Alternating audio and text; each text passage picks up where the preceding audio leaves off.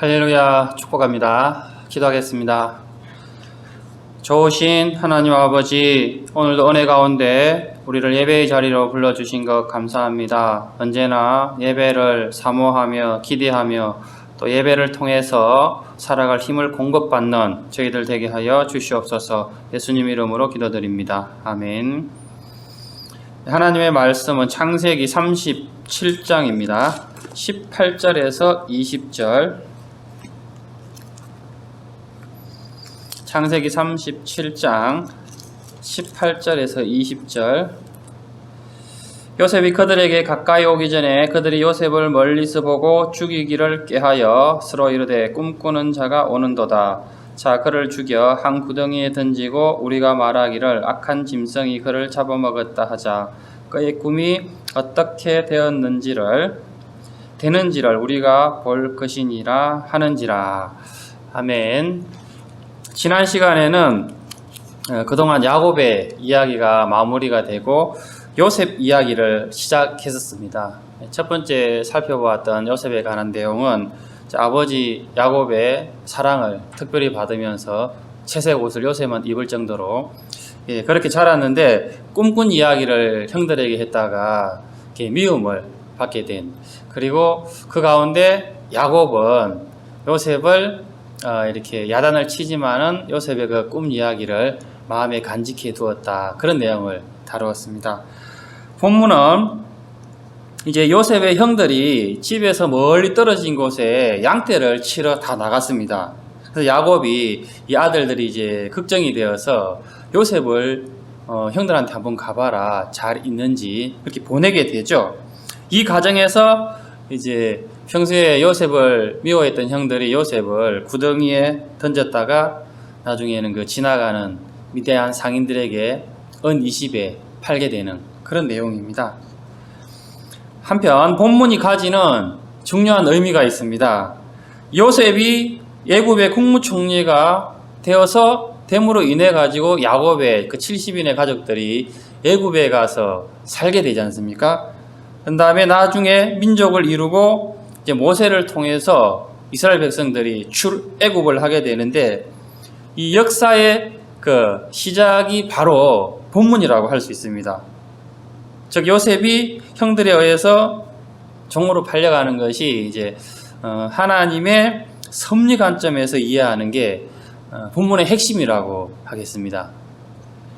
12절을 보면은 그의 형들이 세겜에 가서 아버지의 양떼를 칠 때에, 형들이 지금 세겜에서 양떼를 치고 있는데, 세겜 하면은 어딘가 하면은 그 과거에 야곱이 라반의 외삼촌 집에서 이렇게 고향으로 돌아올 때 고향으로 바로 오지 않고 그 중간에 세겜이라는 곳에서 한 10년 넘게 거주했지 않습니까?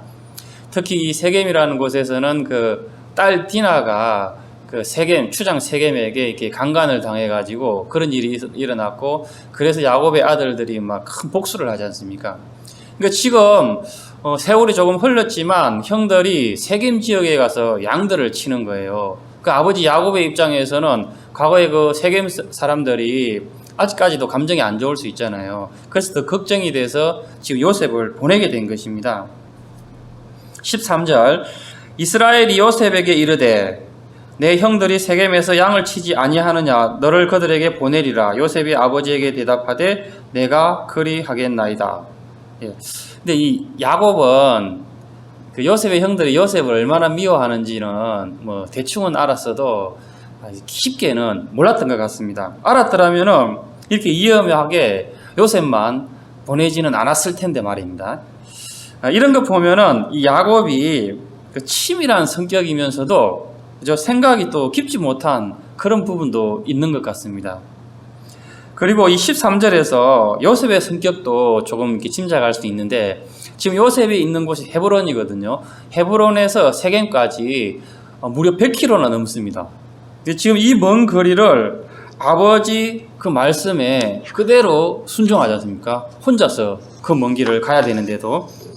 야곱이 요셉이 이제 라헬의 아들이라고 해서 편애한 것도 있지만, 이제 이런 면을 보면은 요셉이 아주 그 순종적인 그런 성품이고, 그래서 야곱이 아마 더더욱 좋아하지 않았을까 또 아니면은 이제 야곱이 워낙 요셉을 이렇게 사랑해 주니까는 또 야곱 말이라면은 요셉이 또 이렇게 전적으로 순종할 수도 있고요. 한편 요셉은 정확한 위치도 알지 못하고 떠났다가 이제 형들을 찾다가 길을 잃게 됩니다. 방황하게 되죠. 세겜 땅에서 길을 잃어버렸으니 그 당시 얼마나 무서웠겠습니까? 저도 이제 중학교 때 산에서 한번 길을 잃어본 적이 있는데 아주 굉장히 무서웠습니다. 그래서 지금 요셉이 어느 정도로 무서웠을지 그래도 조금은 와닿는 것 같습니다. 요셉은 그런데도 그냥 집으로 복귀해도 되는데 사실 그렇게 하지 않고 끝까지 형들을 찾으려고 애를 씁니다. 그러다가 어떤 사람을 만나서 형들이 세겜에서 도단으로 이동했다는 그런 정보를 얻게 되고 그렇게 해서 이제 끝까지 자기의 아버지의 심부름을 책임을 다하는 거죠. 그러니까 요셉이 그 책임을 끝까지 수행하려는 그런 성실한 면이 있습니다. 후에 그 보디발 장군의 집에서도 아주 성실하게 일을 해서 이제 인정을 받는데 그런 모습이 우연이 아니라 아주 어려서부터 순종적이고 성실하고 책임감 있는 이런 것들이 좀 몸에 배어 있었던 것 같습니다. 이렇게 해서 형들을 찾았는데 이제 요셉을 멀리서 이제 오는 걸 보고 형들이 요셉을 죽이기를 꾀하죠. 18절, 19절, 20절 요셉이 그들에게 가까이 오기 전에 그들이 요셉을 멀리서 보고 죽이기를 꾀하여 서로 이르되 꿈꾸는 자가 오는도다. 자 그를 죽여 한 구덩이에 던지고 우리가 말하기를 악한 짐승이 그를 잡아먹었다 하자. 그의 꿈이 어떻게 되는지를 우리가 볼 것이니라 하는지라. 처음에는 이렇게 요셉을 죽일 생각을 했습니다. 죽인 다음에 구덩이에 던져놓고는 아버지께는 짐승에게 잡혀 먹혔다 이렇게 하려고 했습니다. 그런데 어떻게 되냐면 장남 르우벤이 갑자기 나서가지고 죽이지는 말고 우리 그냥 구덩이에 던져놓기만 하자. 사실은 구덩이에 던져만 놔도 혼자서 살아남기는 어렵습니다. 시간이 지나면 죽을 수밖에 없는데 르우벤 생각에는 일단은 이 죽음을 위기에서 피한 다음에 자기가 나중에 다른 그 형제들 몰래 구해줄 그런 계획을 가지고 있었습니다. 르우벤이 형제들도 르우벤의 의견에 동의를 하게 됩니다. 그렇게 해서 이제 요셉의 옷을 벗기고 구덩이에 던지게 되는데 이 구덩이는 형들이 판 것이 아니라 원래 있었던 그런 구덩이로 보입니다. 그러니까 팔레스타인 땅에는 비가 많이 오지 않기 때문에 이제 비가 올 때 그 물을 보관하기 위해서 이런 큰 구덩이들을 파놓는다고 합니다. 근데 그 모양이 입구는 작아요. 입구는 작고 내려갈수록 이렇게 커지는 그런 구덩이인데 이 벽면이 아주 매끄럽기 때문에 그 안에 들어가면은 사람이 스스로는 절대 나올 수 없는 그런 구조라고 합니다. 그렇게 해서 이제 요셉이 여기 구덩이에 던져지게 되는데 다행히 이 구덩이 안에 물은 없었습니다. 만약에 물이 있었으면은 아마 금방 죽었을 수도 있는데 23절 24절 보십시오. 요셉이 형들에게 이르매 그의 형들이 요셉의 옷 그가 입은 채색 옷을 벗기고 그를 잡아 구덩이에 던지니 그 구덩이는 빈 것이라 그 속에 물이 없었더라. 물이 없어서 천만다행으로 바로 죽지는 않았습니다. 그런데 이제 형들의 그 다음 행동도 놀랍습니다. 요셉을 구덩이에 던져놨기 때문에 아마 막 이렇게 울며 불며 소리치지 않았겠습니까? 살려달라고. 그런데 태연하게 그 옆에서 음식을 나눠 먹어요. 아마 이 음식도 요셉이 아마 야곱이 요셉 편에 보낸 음식이 아닐까 싶은데 그 정도로 전혀 죄책감이나 그 동생에 대한 동정심이 없다는 것을 볼 수 있습니다. 요셉을 구덩이에 두고 그대로 떠났다면은 이제 요셉은 죽을 수밖에 없었는데 다행히 이제 하나님께서 개입하셔가지고 이스마엘 상인들이 그 근처를 지나가게 됩니다. 형들이 그것을 발견하게 되죠. 25절 보십시오. 그들이 앉아 음식을 먹다가 눈을 들어본 적 한 무리의 이스마엘 사람들이 길르앗에서 오는데 그 낙타들의 향품과 유향과 몰약을 싣고 애굽으로 내려가는지라. 이스마엘 상인을 발견하고 이때 그 넷째 형인 유다가 이제 이런 말을 합니다. 요셉은 우리 혈육이고 동생이지 않냐. 저 구덩이에 있으면 이제 언젠가는 죽게 되는데 우리가 그렇게 하지 말고 그냥 차라리 저 이스마엘 상인들한테 돈을 주고 파는 게 어떠냐, 이런 제안을 하거든요. 그렇게 해서 또 형들이 다 동의합니다. 결국 이제 은 20세겔에 팔게 되고 상인들이 이제 요셉을 데리고 애굽으로 출발하게 됩니다. 유다가 요셉을 살린 셈입니다. 본문을 통해서 묵상할 메시지는 이제 가장 일반적으로는 하나님의 섭리를 말씀하지 않을 수 없습니다.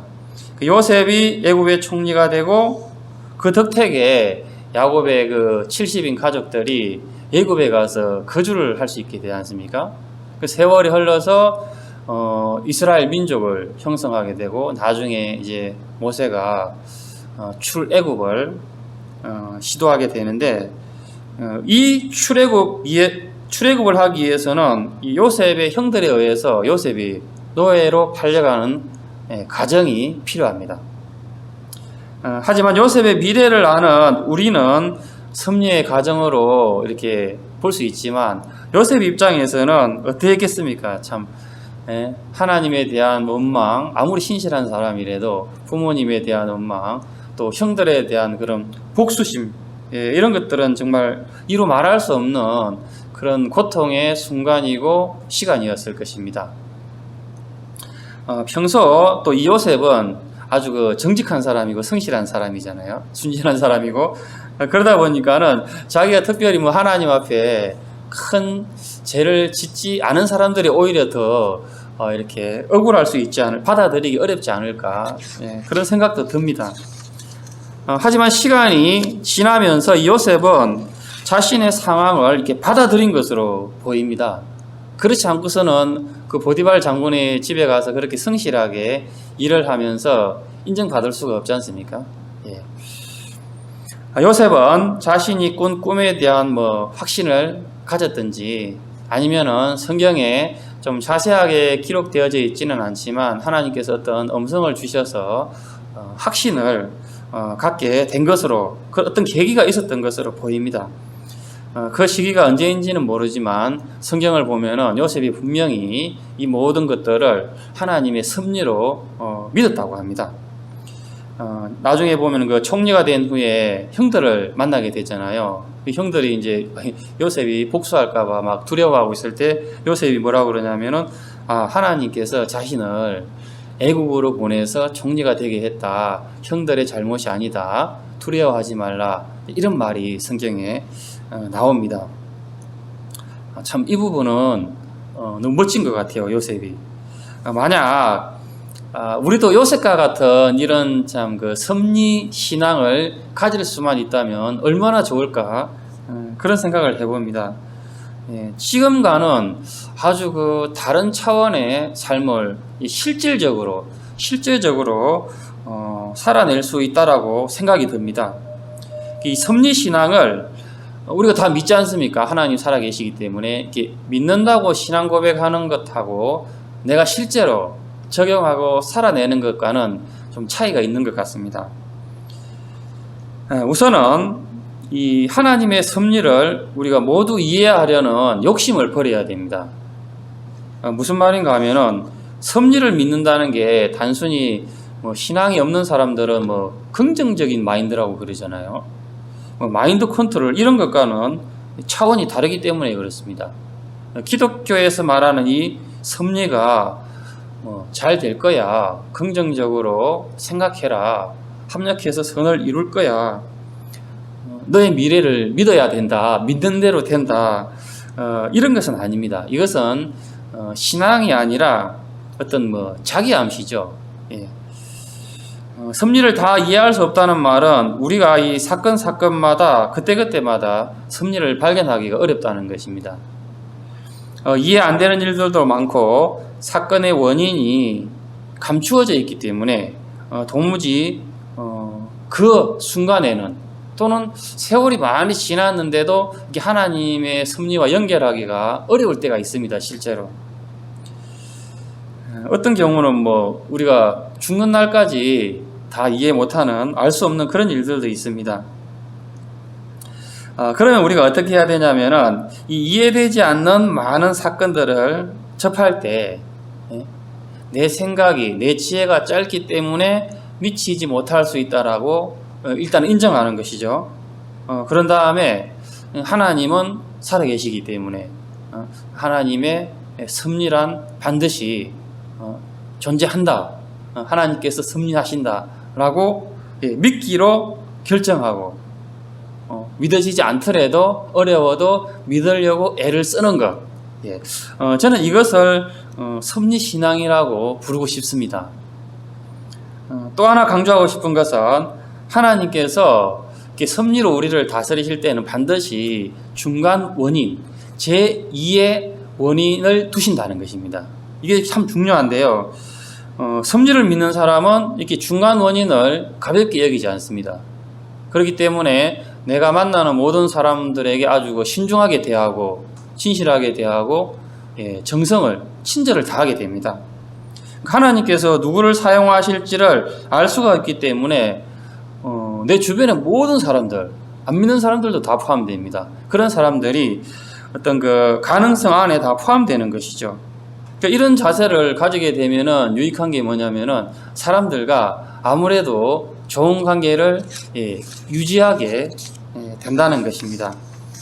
그리고 또 유익한 점이 하나 있는데, 이제 누군가가 자신을 도와주면은 하나님께서 이 사람을 통해서 이렇게 섭리하시는구나. 그러면 그 사람에게도 감사할 수 있잖아요, 그죠? 또 반대도 중요합니다. 그러니까 반대로 상대방이 어떤 거절을 한다든지 내가 도움을 청했는데 그럴 경우에는 하나님의 그런 뜻이 여기 이런 방법에, 이 방법에 있지 않구나. 그럼 깨닫게 되고 또 상대방에 대해서 좀 덜 섭섭해 할 수 있다는 것입니다. 마지막으로 이 섭리신앙을 삶에 아주 멋지게 적용한 요셉 말고 다윗을 소개하고자 합니다. 사무엘하 16장에 보면은 이제 다윗이 아들 압살롬이 반역을 일으켜가지고 신하 몇 명하고 이렇게 예루살렘을 떠나게 되지 않습니까? 그때 떠나는 길에 그 시므이라는 사람을 만나게 되는데, 이 시므이가 이제 다윗이 지는 해라고 생각을 하고 다윗을 우습게 보고는 자기 주인의 말 안 듣고 배반하더니만 꼴 좋다 이런 식으로 조롱을 합니다. 그러니 다윗의 부하들이 가만히 있겠습니까? 다윗에게 이제 당장 가서 쳐 죽이겠다고 그렇게 이야기를 하자 다윗이 어떻게 반응하냐면은 그 부하들을 말리지 않습니까? 사무엘하 16장 16절 17절에 보면은 이렇게 되어 있습니다. 왕이 이르되 그가 저주하는 것은 여호와께서 그에게 다윗을 저주하라 하심이니 여호와께서 그에게 명령하신 것이니 그가 저주하게 버려두라. 지금 하나님께서 다윗 자신을 징계하시기에 시므이를 사용하고 있으니 그냥 두라는 것입니다. 다윗이 그렇게 지금 이걸 해석하고 있습니다. 하나님께서 시므이를 통해서 징계하신다면은 내가 피할 길이 없고 마땅히 받아야 한다. 만약에 그게 아니라면 저 시므이가 지금 잘못된 행동이기 때문에 하나님께서 아마 벌 주실 것이니 그냥 두라는 것입니다. 말씀의 결론을 맺겠습니다. 이 성경은 삶에 우연은 결코 없으며 이 만물의 주인, 역사하시는 분이 하나님이시고 만물을 다스리시는 분이 하나님이시라고 말씀하고 있습니다. 요셉이 자신의 상황을 극복할 수 있었던 것은 그가 바로 이 섭리신앙을 가졌기 때문입니다. 비록 우리의 지혜와 믿음이 짧아서 모든 사건의 배후에서 섭리하시는 그 하나님을 다 발견할 수는 없지만, 그럼에도 우리가 하나님은 계시다는 것을 믿기 때문에 섭리하심도 믿을 수 있는 것이죠. 그렇게 믿고 살기로 결정하고 애쓰는 것, 이 자세가 섭리신앙의 출발이라 하겠습니다. 그런 은혜가 있기를 주님의 이름으로 축복합니다. 함께 기도하겠습니다.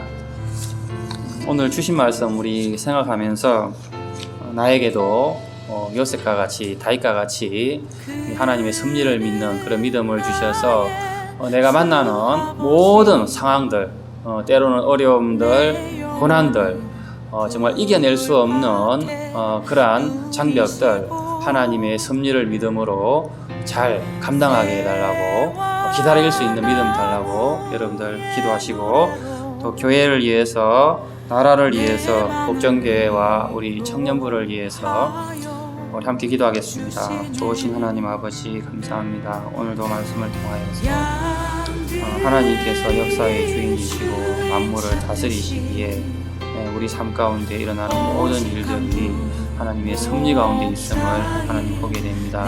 요셉과 같이 다윗과 같이 배후에서 함께 하시고 역사하시는 그 하나님을 믿는 믿음이 우리 가운데 있게 하여 주시옵소서.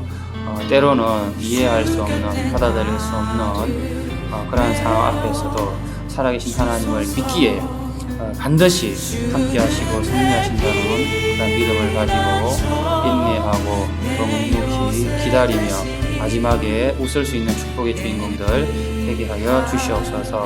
또 나라와 우리 복정교회와 세계선교와 또 선교사님들을 위해서 하나님을 기도합니다. 하나님께서 함께하여 주시어서 하나님의 은혜 가운데 이 모든 일들이 순조롭게 이루어지게 하시고 하나님 나라가 더욱더 확장되는 정말 또 새로운 계기가 될 수 있는 그런 은혜가 우리 가운데 있게 하여 주시옵소서. 또 2022년이 시작된 지 얼마 지나지 않았지만 우리가 새로운 다짐들, 각오들 다시 한번 새기게 하시고 올해는 작년보다 더 나은 하나님이 되게 하시고 하나님 더 많이 사랑하고 가슴 더 가까이 하며 또 하나님 나라를 위해서 수고하고 헌신하는 우리 사랑하는 모든 청년들 되게 하여 주시옵소서.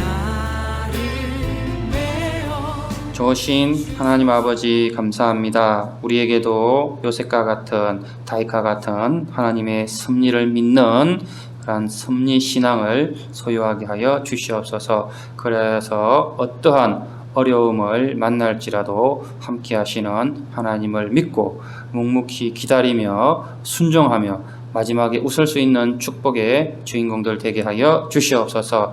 2022년도가 시작된 지 벌써 또 많은 시간이 지났습니다. 하나님 연초에 세웠던 계획들 또 마음속의 다짐들 다시 한번 새기게 하시고 올해는 작년보다 더 나은 한 해, 멋진 한 해, 하나님께 영광 돌리는 한 해, 조금 더 거룩한 삶을 사는 한 해가 되게 하여 주시옵소서. 예수님 이름으로 기도드립니다. 아멘.